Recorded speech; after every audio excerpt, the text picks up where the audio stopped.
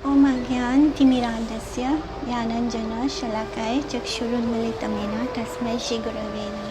वाञ्छाकल्पतरुभ्यश्च कृपासिन्धुभ्येव च पतितानां पावनेभ्यो वैष्णवेभ्यो नमो नमः। जय श्री कृष्ण चैतन्य प्रभु नित्यानंद श्री अद्वैत गदाधर शिवासादि गौर भक्तवृंद।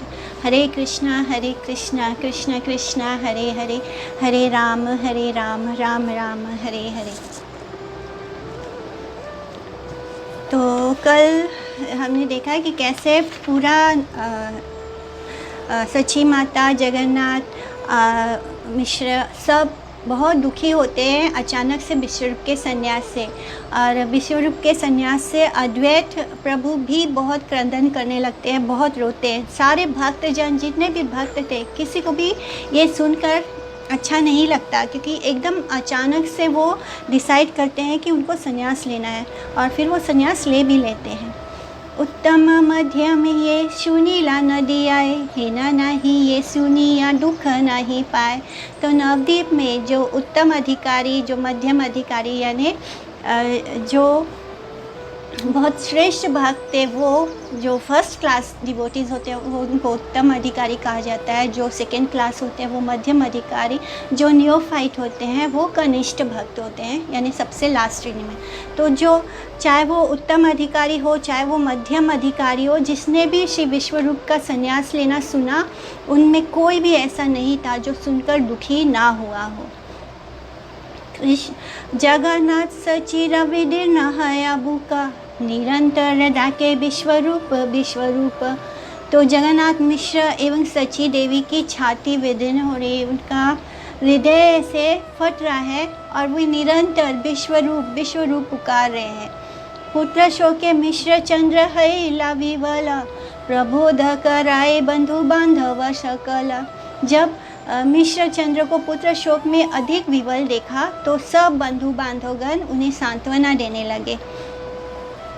प्राकृत पुत्र के प्राकृत पिता की भांति जगन्नाथ मिश्रा के पुत्र शोक में कातर होने का जो अभिनय प्रदर्शन किया था, वह पुत्र आदि प्राकृत वस्तु के मोह से आच्छन्न व्यक्ति को वंचना एवं विश्वरूप के कृष्ण भजन पारायण संन्यास के महिमा सूचक वाक्यों के द्वारा दैव वर्ण आश्रमी समाज के सम्मुख भोग से उत्पन्न शोक नाशक संन्यास के गौरव को प्रदर्शित करने के निमित्त ही है, ऐसा जानना होगा। माने ये क्योंकि वो समय ऐसा है, जगन्नाथ मिश्रा और सच्ची माता को ये बहुत शौक हो रहा है। तो हमें ऐसा लग रहा है कि ये मटेरियल, जैसे प्राकृत यानी मटेरियल लोग जिस तरह शौक करते हैं उसी तरह हो रहा है। लेकिन जो विश्वरूप है वो एक नॉर्मल प्राकृत पुत्र नहीं है, वो शुद्ध भक्त है।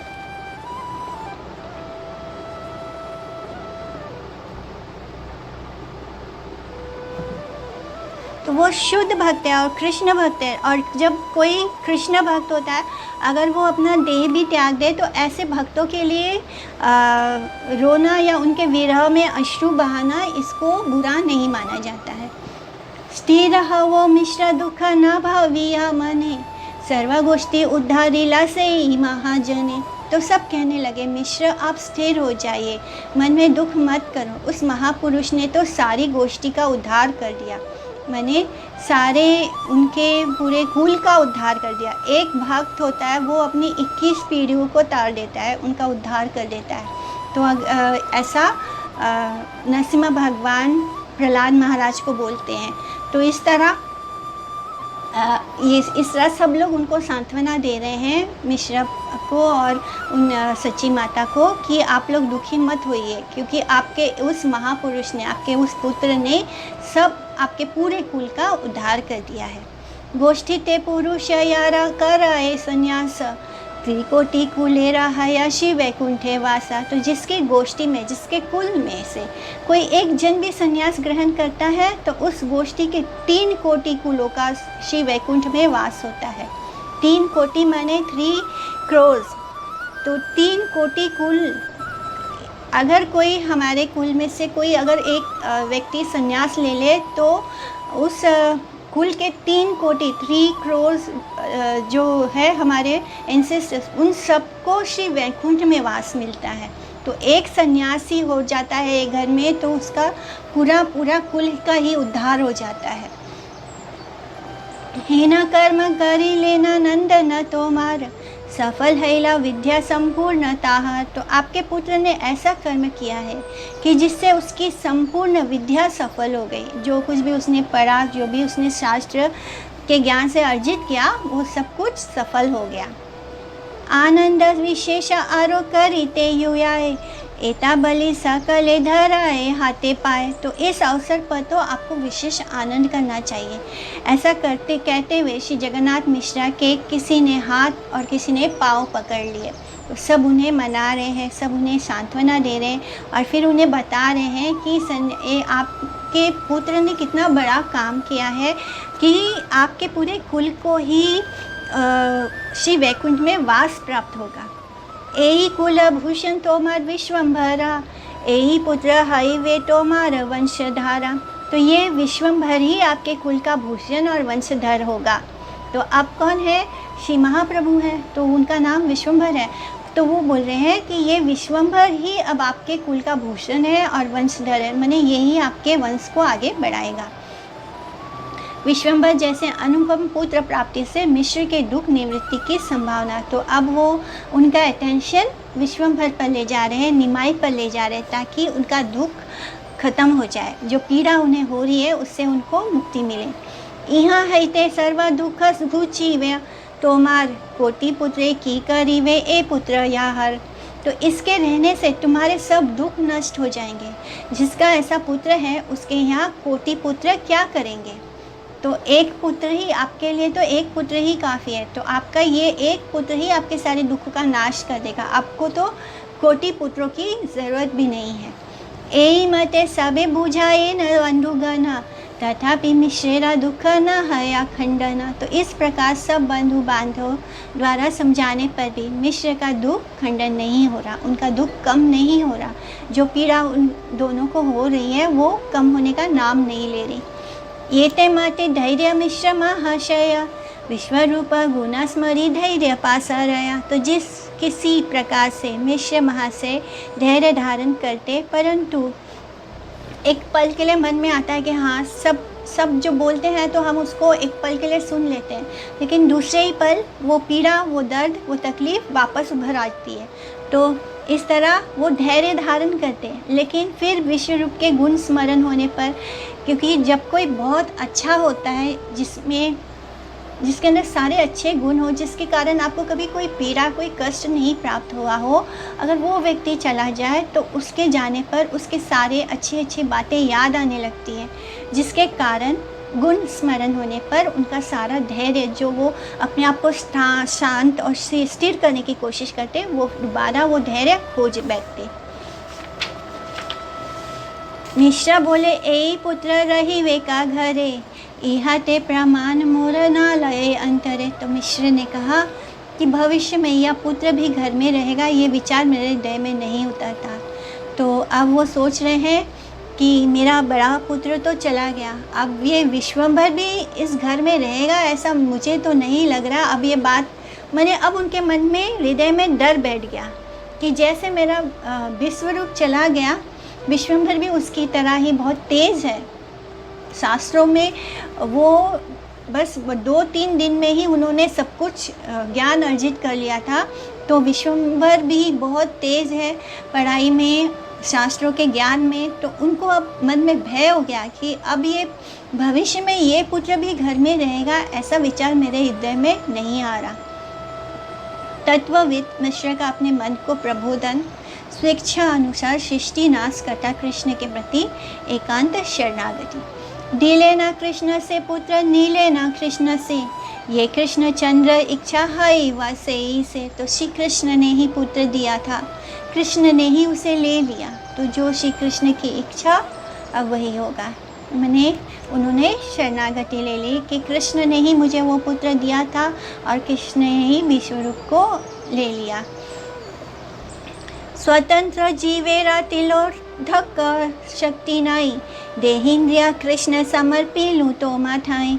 तो स्वतंत्र जीव की तिलार्धोक देख भी शक्ति नहीं है, यानी एक हमें लगता है कि हम स्वतंत्र हैं, लेकिन हम जैसे जीव आत्माओं का एक तिल जितना भी हमारे अंदर शक्ति नहीं है कि हम कुछ अपनी इच्छा से कर सकते हैं। तो हे कृष्ण, मैंने यह देह इंद्रिया सब कुछ, अपनी देह अपनी इंद्रिया सब कुछ आपको समर्पित कर दिया है। एहि रूपे ज्ञान योगे मिश्र महाधीरा, अल्पे अल्पे चित्तवृत्ति करी लेना स्थिरा। तो इस प्रकार विशुद्ध ज्ञान योग अवलंबन कर महाधीर श्री मिश्र ने धीरे धीरे अपनी चित्तवृत्ति को स्थिर किया। तो भगवान की शरण लेकर उन्होंने अपने मन को, अपने हृदय को शांत किया। विश्वरूप के संन्यास ग्रहण से पिता जगन्नाथ मिश्रा के प्रापंचिक विचार से उत्पन्न वात्सल्य रस का विकार दूर होकर नित्य सत्य विग्रह श्री विष्णु वस्तु में जो पुत्र उपलब्धि हुई, वह ही प्राकृत वात्सल्य रस बंधक निवारक प्राकृत संन्यास है। तो क्या हुआ कि विश्वरूप के संन्यास ग्रहण से उनके पिता का जो संसार के प्रति विचार था वो दूर होकर उन्होंने कृष्ण की शरणागति ले। तो यही इस संन्यास का लक्ष्य था। हे नमते विश्वरूप हैला बहिरा, नित्यानंद स्वरूपेरा अभेद शरीरा। तो इस प्रकार से नित्यानंद स्वरूप के अभिन्न शरीर श्री विश्वरूप ने गृह त्याग दिया। ये सुनाया विश्वरूप प्रभुरा संन्यास, कृष्ण भक्ति हयातार छिंदे कर्म फास। तो जो कोई श्री विश्वरूप प्रभु के संन्यास लीला प्रसंग को सुनता है, उसको कृष्ण भक्ति की प्राप्ति होती है और उसके कर्म बंधन कट जाते हैं। तो जिस तरह हमने इस कथा का श्रवण किया, श्री विश्वरूप की संन्यास लीला का प्रसंग को सुना है, उसके कारण हम सबको ये श्री वृंदावन दास ठाकुर हम सबको ये ब्लेसिंग्स दे रहे हैं, ये वरदान दे रहे हैं कि हमें कृष्ण भक्ति की प्राप्ति होगी और हमारे कर्म बंधन कट जाएंगे। विश्वरूप प्रभु संकर्षण तत्व है, इसलिए श्री नित्यानंद स्वरूप से अभिन्न है, यानी वो नित्यानंद ही है। और मूल संकर्षण श्री बलदेव नित्यानंद प्रभु का महावैकुंठ में जो प्रकाश अवस्थित है, वही गौर लीला में विश्वरूप है।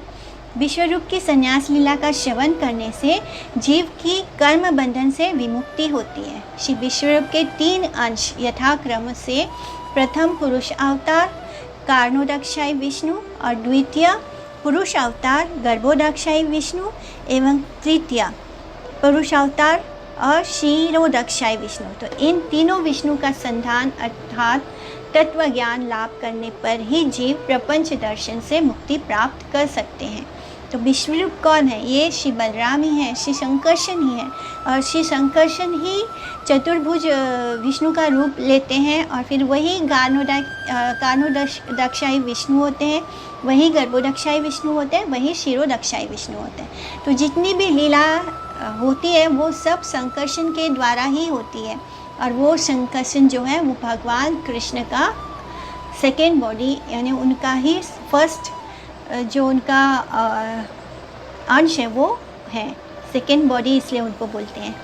विश्वरूप संन्यास सुनिया भक्त गणा, हरीश विषाद सबे भावे अनुशना। तब विश्वरूप का संन्यास सुनकर सब भक्त निरंतर हर्ष और विषाद की अवस्था में थे। हर्ष यानी खुशी, विषाद यानी दुखी। तो एक खुश इस बात से कि उन्होंने संन्यास लिया तो कुछ गलत तो नहीं किया। अच्छा, संन्यास लेना हर किसी के बस की बात नहीं है और विश्वरूप ने जो किया है वो कृष्ण के लिए किया है, तो वो सोच के खुश होते हैं, हर्ष होते हैं। और फिर विश्वरूप के जो विरह महसूस होता है, अब उन्हें उनका संग नहीं प्राप्त होगा, अब उन्हें एक शुद्ध वैष्णव का संग नहीं प्राप्त होगा, ये सोचकर उन्हें विषाद भी होता है। स्वतंत्र कृष्ण की इच्छा से वैष्णव विश्वरूप के संग वंचित भक्तों का कृष्ण कीर्तन श्रवणा भाव स्मरण से उनके विरह से खेद और विलाप। तो ये वह छीला स्थान कृष्ण कथा कही वार, ताहा कृष्ण हरि लेना आमा साबा का। तो सब एक दूसरे से कहने लगे कि हम लोगों का कृष्ण कथा कहने सुनने का जो स्थान था उसको श्री कृष्ण ने हम सब से हरण कर लिया, यानी कृष्ण ने उसको हमसे दूर कर लिया, क्योंकि वो उनके साथ बैठकर कृष्ण कथा करते, उनके मुख से सुंदर सुंदर बातें, कथा सुनते कृष्ण के बारे में, ये सब कुछ जो एसोसिएशन था वो उनका दूर हो चुका है। तो इस कारण उनको पीड़ा हो रही है, दुख हो रहा है। विश्वरूप के अनुसरण से तत्कालिक कृष्ण विमुख जनसंघ वर्जन में भक्तों का संकल्प। आमराओ ना रही बा चाली यान वने, ए पापिष्टा लोक मुखा न देखी आँखने। तो अब सब यही बोलने लगे, जो वैष्णव है कृष्ण वो क्या बोलने लगे कि हम सब भी यहाँ ना रहकर वन में चले जाएंगे, जहाँ पर इन पापी लोगों का मुख देखने को हमें नहीं मिलेगा। जो मटेरियलिस्टिक लोग हैं, जिनके कारण विश्वरूप का मन इस जगह नहीं लगता था, हम भी चले जाएंगे वन में और यहाँ इन पापियों का मुख दर्शन नहीं करेंगे। पाषांडीरा वाक्य ज्वाला सही वाकता, निरंतर असत पथे सर्वलोक रथा। तो पाषांडी लोगों की वाक्य ज्वाला को अब और कितना सहन करेंगे। तो वो पाषांडी लोग कैसे थे, वो हमेशा वैष्णव जनों का मजाक बनाते थे, उनको उल्टा सीधा बोलते थे। तो हम उनके जो अग्नि जैसे जो उनके शब्द हैं, उनको अब हम और कितना सहन करेंगे। ये सब लोग तो निरंतर असत पथ में रथ हैं, गलत रास्ते पर चल रहे हैं। कृष्ण है ना नाम नहीं सुनी करो भूखे, सकल संसार डूबे मेरे मिथ्या सुखे। तो श्री कृष्ण ऐसा मधुर नाम किसी के मुख से भी सुनने को नहीं मिलता, सारा संसार मिथ्या सुख में डूबा जा रहा है। यानी ये सब लोग आसपास जैसे लोग रहते हैं, उनके मुख से हमें कृष्ण का नाम भी सुनने को नहीं मिलता। ये सब मिथ्या यानी जिसको वो सुख मान रहे हैं, वो एक्चुअल में सुख नहीं है, वो अनित्य है और टेम्पररी है। वो ऐसी चीज़ों को सुख मान रहे हैं। मिथ्या सुख, अनित्य, मिथ्या यानी फॉल्स सुख, अनित्य इंद्रिय तर्पण मूलक सुख, जो सिर्फ इंद्रियों की तृप्ति से प्राप्त होता है, यानी इस शरीर से प्राप्त होता है।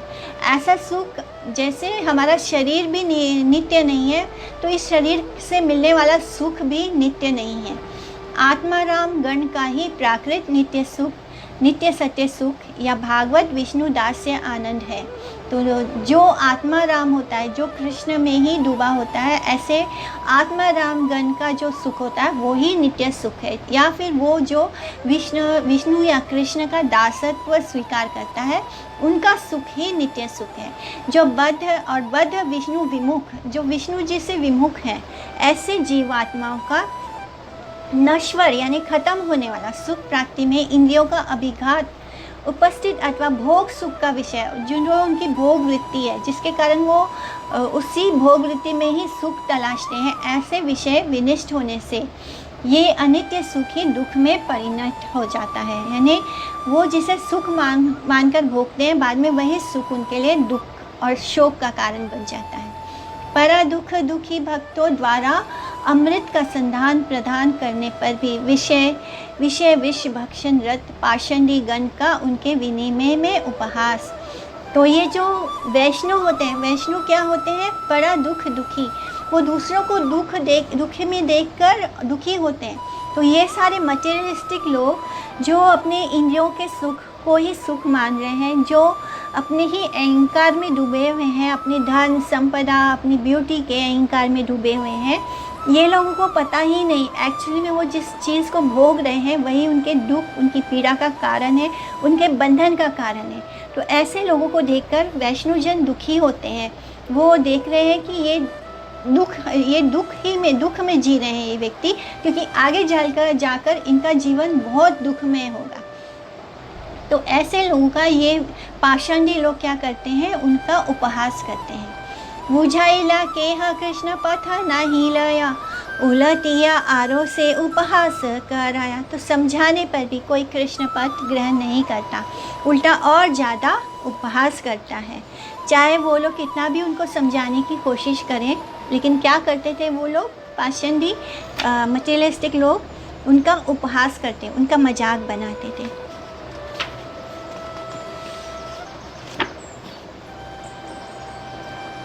कृष्ण भजी तुम्हारा हैला को न सुख, मागिया से खाओ आरा बारे यता दुखा। तो जब ये वैष्णोजन जब उनको कृष्ण भक्ति के लिए बोलते थे, उनको बताते थे कि ये जन्म मृत्यु के चक्र से उन्हें मुक्त होना है, वो जिस चीज़ को सुख समझ रहे हैं वो सुख नहीं, उनके दुख का कारण है, उनके बंधन का कारण है।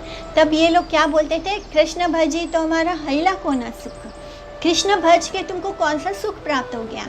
मागिया से खाओ यानी मांग मांग के खाते हो और इसको तुम सुख बोलते हो। कृष्ण भजन करने से तुम्हें कौन सा सुख मिला, मांग कर खाते हो, आगे भी दुख बढ़ता ही जाता है। तो इन लोगों के लिए सुख क्या है, धन संपदा मटेरियल चीज़ें। तो इनको लगता है कि जो कृष्ण भजन कर रहे हैं वो दुखी हैं, पर उनको नहीं पता कि जो कृष्ण भजन करते हैं वो इंटरनली बहुत सुखी होते हैं। उनको इस संसार से कोई स्ट्रेस नहीं होता, उनके अंदर कोई एंग्जाइटी नहीं होती, ना उनके पास कुछ होता है ना उनको कुछ खोने का भय होता है। जो मिल जाए उसमें भी सुखी, जो चला जाए उसमें भी सुखी। तो इस तरह उनको लगता था कि कृष्ण भजन करके इनको कौन सा सुख प्राप्त हो रहा है, ये तो मांग मांग कर ही खा रहे हैं। योग्य न है ऐसा बलो के रस निवास, वने चाली यान बली सब छाड़े श्वासा। तो इन सब लोगों के साथ रहना उचित नहीं है, हमें ऐसे लोगों का संग नहीं करना चाहिए, हम वन में चले जाएंगे। ऐसा कहकर सब भक्त वृंद सारे वैष्णोजन लंबी लंबी श्वासें छोड़ते थे। वो बड़े दुखी हो गए थे और भगवान विश्वरूप के जाने से उनको ऐसे लगा कि जैसे अब उनका संसार ही ख़त्म हो गया। अब तक उन्हें उम्मीद थी, क्योंकि वो अब तक वैष्णव संग कर रहे थे, हरी कथा कर रहे थे, थोड़ी उनके अंदर धाड़स था। लेकिन जब विश्वरूप चले जाते हैं तब इन सबको भी लगता है कि अब इस संसार में क्या बचा है, ऐसे लोगों का संग करके हमें क्या मिलेगा, इसलिए हमें भी वन में चला जाना चाहिए। तो भक्तों को अद्वैत प्रभु का आश्वासन, प्रभु देना सबरे अद्वैत महाशया, पाई व परमानंद सबे निश्चया। तो श्री अद्वैत आचार्य उन सब को आश्वासन देते हैं कि तुम सब लोग निश्चय ही परम आनंद का लाभ करोगे। एवं बड़े वासा हुई हृदय उल्लास, हे ना बूझी कृष्ण चंद्र का लीला प्रकाश। अभी मैं हृदय में बड़ी प्रसन्नता अनुभव कर रहा हूँ और ऐसा लगता है कि श्री कृष्ण चंद्र प्रकट हो चुके हैं। तो इस तरह श्री अद्वैत आचार्य उन सबको बोल रहे हैं। सबे कृष्ण गाओ गिया परम हरिषे, एठाई देखी वा कृष्ण कथे का दिवसे। तुम सब जाकर आनंद पूर्वक श्री कृष्ण नाम का कीर्तन करो, कुछ दिन पश्चात तुम यहाँ पर ही श्री कृष्ण के दर्शन करोगे। तो अभी उनको, क्योंकि विश्वरूप जो थे वो भगवान ही है, नित्यानंद प्रभु ही है, कृष्ण के सेकंड बॉडी है, तो कोई अंतर नहीं है कृष्ण में और विश्वरूप में, या नित्यानंद में कृष्ण में, या संकर्षण या कृष्ण में। तो भक्त, कल जैसे हमने जाना कि भक्त को अगर नहीं भी पता हो कि सामने कृष्ण है, तब भी कृष्ण होने से ही उनको अपने आप ही हृदय में आनंद होता है, आनंद प्रकट हो जाता है। तो इसी तरह विश्वरूप जब उनके साथ थे तो उनके हृदय में कृष्ण के पास होने का आनंद था, और अगर कृष्ण ही चले जाएं तो कैसा पीड़ा, कैसी वीरा होगी। तो यही बात जान के श्री अद्वैत आचार्य इन सबको बोल रहे हैं कि तुम सब घर जाकर आनंद पूर्वक श्री कृष्ण का नाम कीर्तन करो, क्योंकि कुछ दिन के पश्चात तुम सब यहाँ पर श्री कृष्ण के दर्शन कर पाओगे। तोमा सबा लाया हैवा कृष्ण राविलास, तबे से अद्वैत हरा शुद्ध कृष्णदास। तो तुम सबको साथ लेकर ही श्री कृष्ण लीला विलास करेंगे, तभी समझना कि मैं अद्वैत शुद्ध कृष्णदास हूँ। तो अब वो अपनी वाणी से बोल रहे हैं कि तुम सबको, यानी एक तरह से वो ये बोल रहे हैं कि मैं तुम सबको कृष्ण के दर्शन जरूर करवाऊंगा, कृष्ण के साथ तुम साक्षात कृष्ण के साथ तुम सब लीला विलास करोगे, और तभी तुम ये समझना कि मैं अद्वैत जो हूँ वो शुद्ध कृष्ण का दास हूँ। कदाचित यहाँ न पाया शुक व प्रहलाद, तोमा सबर भृत्य ओ पाई वासे प्रसाद। तो जो कृपा श्री सुखदेव एवं श्री प्रहलाद ने कदाचित ही पाई हो, वही कृपा तुम सबके सेवक भी प्राप्त करेंगे। इस तरह शुद्ध कृष्ण दास्य में कोई भी मिलावट या भेदभाव नहीं है। अपने विलास के उपकरणों के साथ वृत्तिगत एकता, एक तात्पर्य पर होने पर भी अद्वैत ज्ञान श्री कृष्ण की शक्ति भेद से लीला भेद वैचित्र्य है।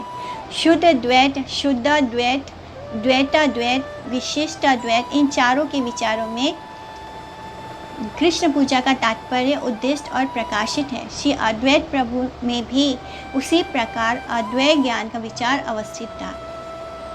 इस तरह श्री अद्वैत आचार्य ने उन सब को आश्वासन दिया कि वो उन्हें साक्षात कृष्ण दर्शन कराएंगे और वो सभी लोग कृष्ण के साथ उनकी लीला विलास का हिस्सा बनेंगे। शुनि अद्वैत अति अमृत वचन परम आनंदे हरि बोले भक्त गण। तो श्री अद्वैत प्रभु ने जब ऐसा बोला तो उन सब के अंदर उम्मीद जाग गई, उन सबको अति आनंद हो गया। तो अति अमृतमय, बिल्कुल अमृत जैसे वचन बोले हैं श्री अद्वैत आचार्य ने। इसको सुनकर सब भक्तगण परम आनंद से हरि हरि बोलने लगे। हरि बलि भक्तगण कराए हुंकारा, शुकमय चित्तवृत्ति हिला सबारा। तो भक्त वृंद हरि हरि बोलते हुए हुंकार जोर जोर से हरि हरि बोलते हुए हुंकार करने लगे और सबकी चित्तवृत्ति जो थी वो सुखमय हो गई, क्योंकि उन्हें दोबारा श्री अद्वैत आचार्य से ये आश्वासन मिल गया है कि कृष्ण आएंगे। शिशु संगे क्रीड़ा करे श्री गौरा सुंदरा, हरि ध्वनि सुनी आए बाड़ीरा भीतरा। तो ये लोग जो जो से हरि हरि बोल रहे थे यहाँ पर श्री अद्वैत आचार्य के घर। तो शिशु संगे जो बच्चों के साथ श्री गौर सुंदर खेल रहे थे, तो खेलते खेलते उनके कानों में हरि ध्वनि जाती है और वो सुनकर वो श्री अद्वैत आचार्य के घर में आ जाते हैं। की कार्य अला बाप बोले भक्त गणे, प्रभु बोले तुम्हारा दाखिला मोरा के ने।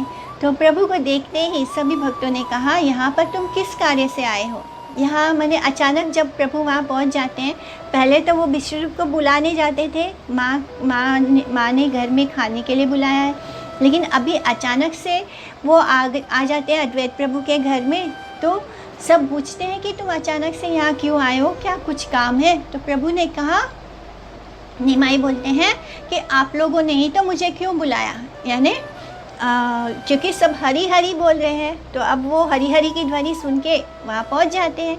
तो बोलते हैं कि आप लोगों ने मुझे क्यों बुलाया। एता बलि प्रभु श्री से संगे धाय आए, तथापि न जाने के हा प्रभु रामा माए। तो इतना कहकर प्रभु बालकों के साथ भाग गए और तब भी प्रभु की मायावश उन्हें कोई ना जान पाया। इस तरह भगवान बार बार बता रहे हैं कि वही कृष्ण है, लेकिन उनकी जो योग माया है वो किसी को पता नहीं चलने दे रही है। उन्होंने स्वयं अभी बोला कि तुम सब ने मुझे बुलाया इसलिए तो मैं आया। ये अवधि विश्व रूप है इला बाहिरा, तद अवधि प्रभु की छू है इला सुस्थिरा। तो जिस दिन से श्री विश्वरूप घर छोड़कर चले गए, उसी दिन से प्रभु कुछ सुस्थिर हो गए, यानी जो उनका चंचल स्वभाव था, जिस तरह से वो मस्ती करते थे, खेलते थे, कूदते थे, वो सब उनका स्थिर हो गया, वो थोड़े से शांत हो गए। अपने भैया को जाने के बाद, विश्वरूप के घर छोड़ के जाने के बाद निमाई शांत हो गए।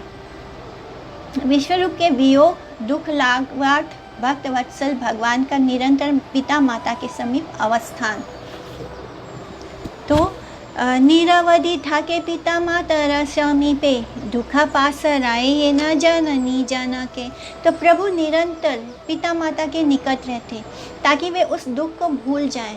तो अब उनको एहसास है कि उनके माता पिता विश्वरूप के जाने से बहुत दुखी हैं। तो वो क्या करते, नहीं तो वो हमेशा घर के बाहर ही रहते थे, खेलते रहते थे, कोई ना कोई शरारत करते रहते थे। किंतु जब से विश्वरूप गए हैं, निमाई क्या करते हैं, अब अपने माता पिता के पास ही रहते हैं, जिससे कि उनके माता पिता विश्वरूप को याद कर करके दुखी ना हो और उनका दुख थोड़ा कम कर दे।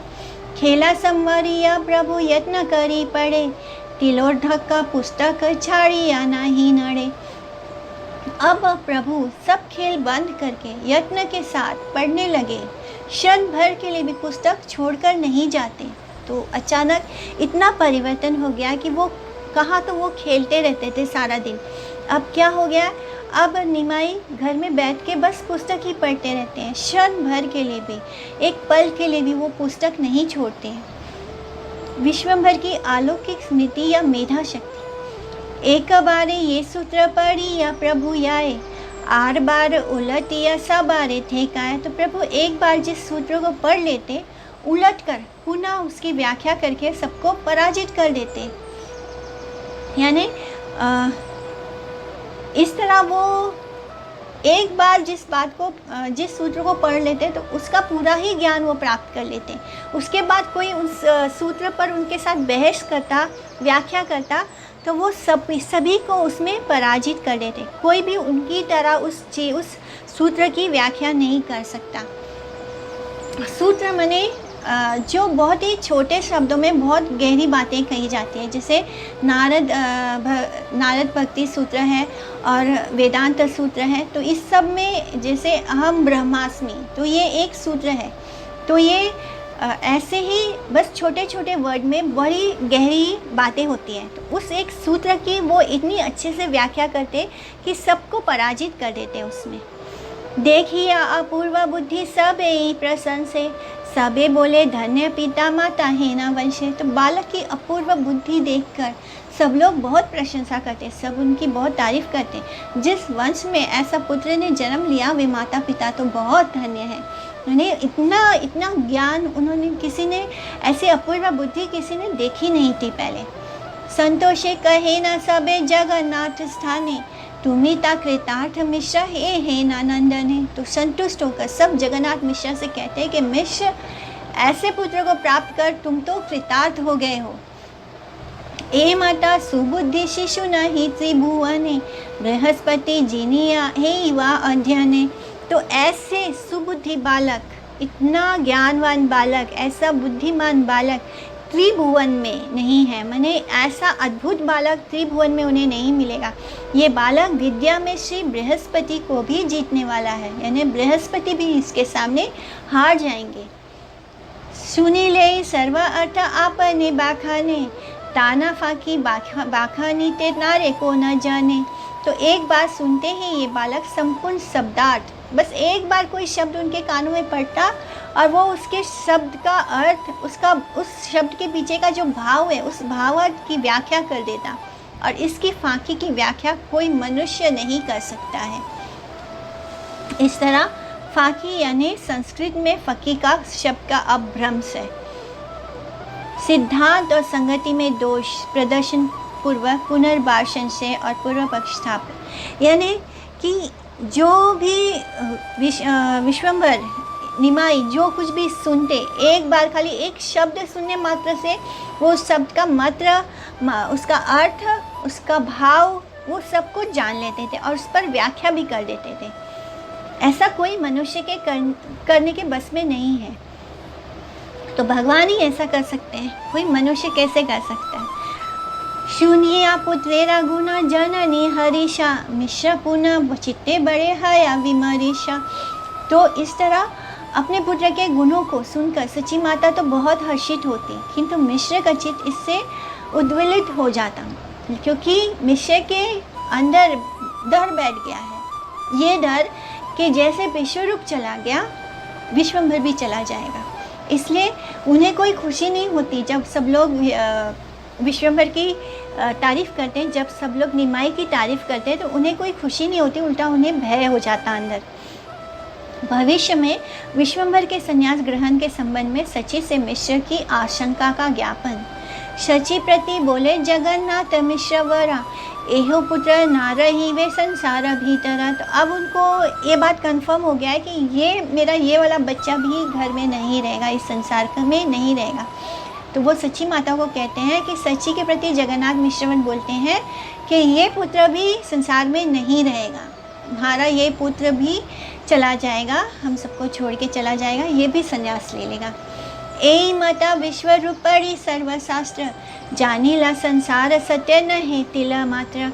तो क्योंकि विश्वरूप ने भी इस प्रकार सेम टू सेम वैसे ही वो भी सर्वशास्त्र पढ़कर समझ लिया था कि ये संसार तिल मात्र भी सत्य नहीं है, ये संसार क्या है, टेम्पररी है, दुखों का घर है, तिल मात्र भी इसमें कोई सच्चाई नहीं है इस संसार में।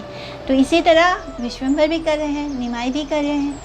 सर्वशास्त्र मर्म जाने विश्वरूप धीर, अनित्य संसार है ते हईला बाहिर। तो सर्वशास्त्रों का जो मर्म है उसको समझकर, उसका जो सार है उसको जानकर धीर विश्वरूप इस अनित्य संसार को त्याग कर बाहर चला गया। एहो यदि सर्वशास्त्रे हई व ज्ञानवान, छाड़िया संसार सुख करी वे पायान। तो उसी प्रकार ये भी यदि सर्वशास्त्रों में ज्ञानवान हो जाएगा तो संसार सुख को त्याग कर चला जाएगा। तो अब मिश्र के हृदय में ये बात घर कर गई है। वो देख रहे हैं कि जैसे मेरा विश्वरूप किताबों को पढ़ता रहता था और उस किताबों से, उस वेदों से जब उसने शास्त्रों से उसका मर्म जान लिया, उसका सार जान लिया, तो उसका भी मन इस संसार से ख़त्म हो गया और वो इस संसार को त्याग कर चला गया। अब ये जो विश्वम्भर है, जो निमाई है, ये बिल्कुल वैसे ही चल रहा है, उसके ही पद चिन्हों पर चल रहा है।